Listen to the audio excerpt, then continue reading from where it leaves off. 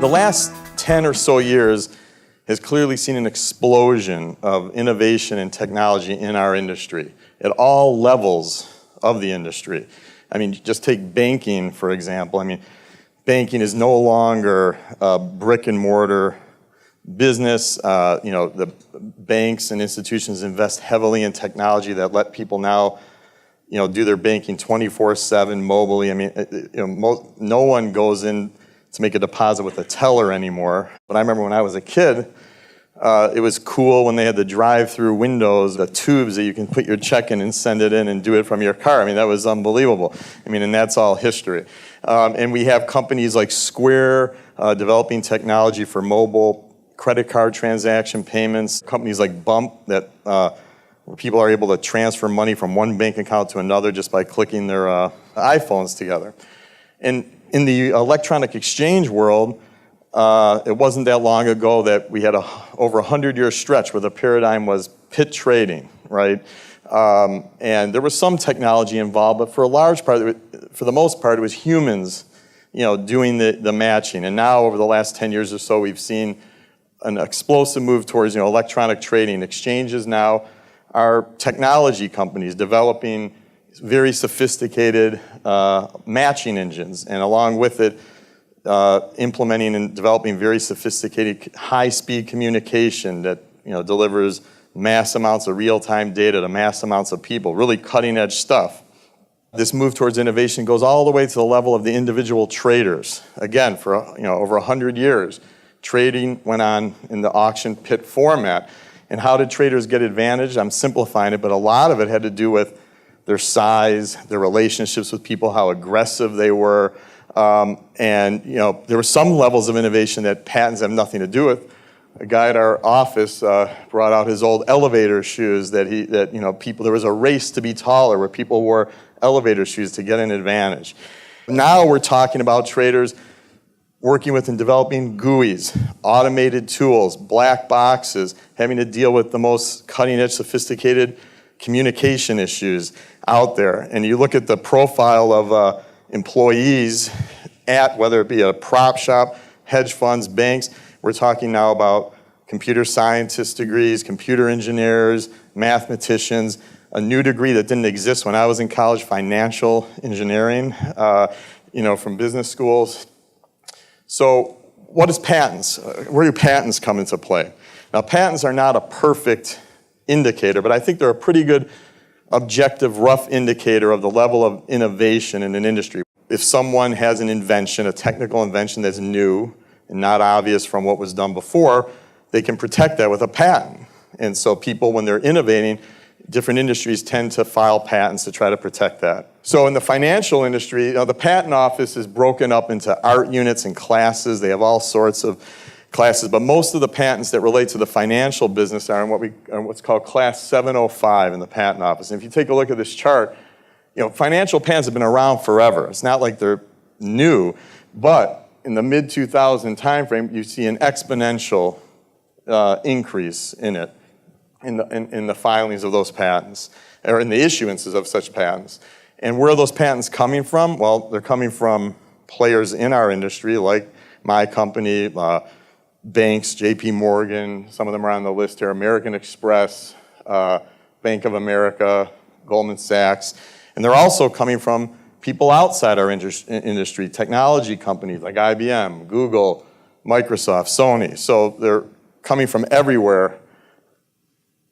And another thing that we've seen in the last 10 or so years is banks.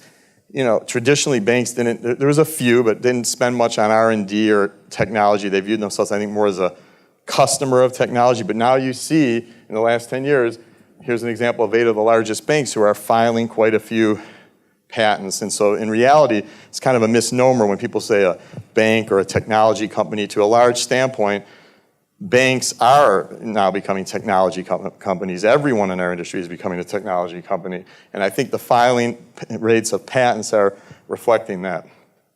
So what's the impact of all this? And there's probably lots of impacts. And I'm going to go through what I view as 3 of them. One is there's clearly been a significant increase in litigation and licensing in our industry. There's been lawsuits between competitors in our industry. One competitor suing another, trying to either stop them from using some technology or asking them to pay for the use of that technology. Players outside of our industry who have patents in the industry have been asserting them against players in the industry, usually seeking some type of, the primary goal is money, seeking damages or an ongoing royalty. And that's just becoming a reality. And as a result of this, we are seeing definitely all sorts of license deals occur, and with people transferring their rights from one company to another, licensing their rights. And another impact, it doesn't really relate to the direct operations of companies in our industry, but it relates to players in our industry like traders, money managers, hedge fund managers.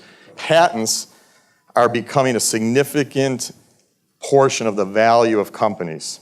And so the people who are making investments in companies are needing to factor that in. And some of the examples we've already talked about, Google buys Motorola Mobility for over $12 billion. Much of that was attributed to the patent portfolio. AOL sold a portion of their patent portfolio to Microsoft for over $1 billion. In our industry, we have the example of American Express. They happen to be a company that was ahead of the curve in filing for patents compared to other players in the industry. So they built up a pretty big patent portfolio, and they did a transaction. I don't know all the details with it, but they did it with a company called Intellectual Ventures, known as IV. And as part of that transaction, some patents of Amex got transferred in some way to IV. IV is a company that specializes in licensing and exploiting patents. They don't have that's their business. They don't practice these patents, and they sue a lot of companies. And recently, they've sued several banks for infringing what were formerly Amex patents. And then another impact is everyone's realizing the important value of patents. They're an asset, but they present the challenges we talked about. They're not standard. They're very difficult to value.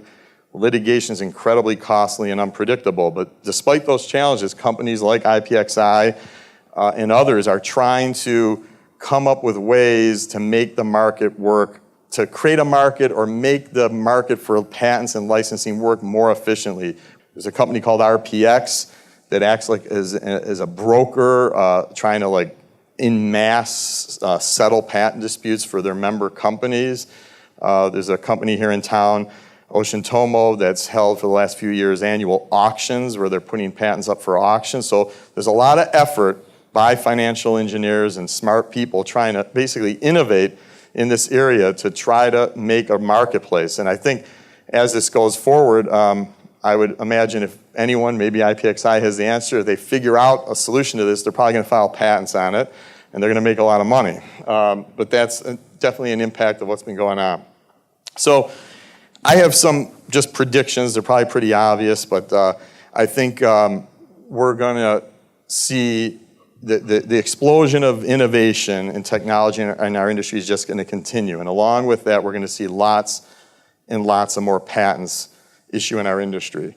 And because of that, we're going to see more and more litigation.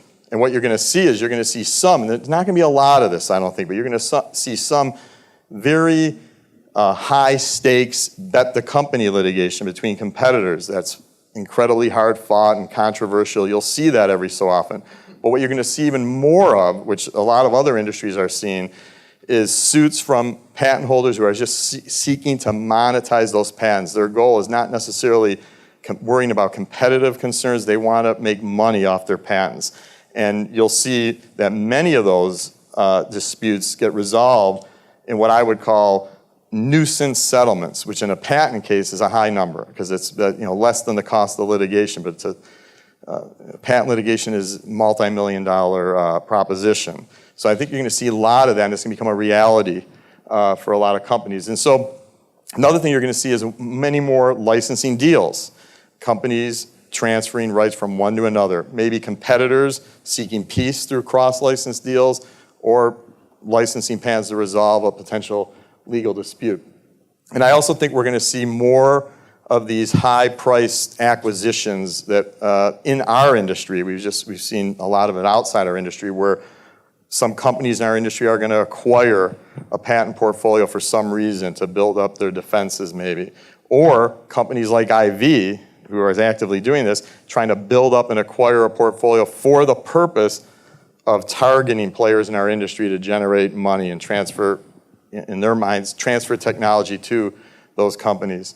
And finally, it's just with the explosion of innovation, how we're becoming an IP world, it seems pretty clear that patents are going to more and more become an important asset of companies, maybe the most important asset for many companies.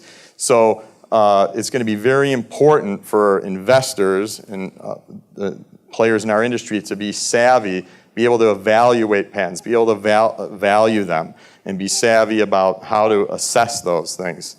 So the bottom line is, for better or for worse, and I know there's a lot of debate on this, I mean, patents are here to stay in a reality in our industry. And one other thing I think we're going to see, by the way, with the increased licensing is, like other companies that are more mature with patents, you see the business side factoring in the potential cost of having to license IP into their financial and business plans. And I think now we're going to see that happening with companies in our industry. So the bottom line is, though, patents are a reality in our industry, and for those of you who are going to pursue careers in the industry, I think it's fair to say that many of you will probably have direct interaction with some way with patent issues, and probably most of you at least some indirect interaction as you go forward with your careers. Thank you.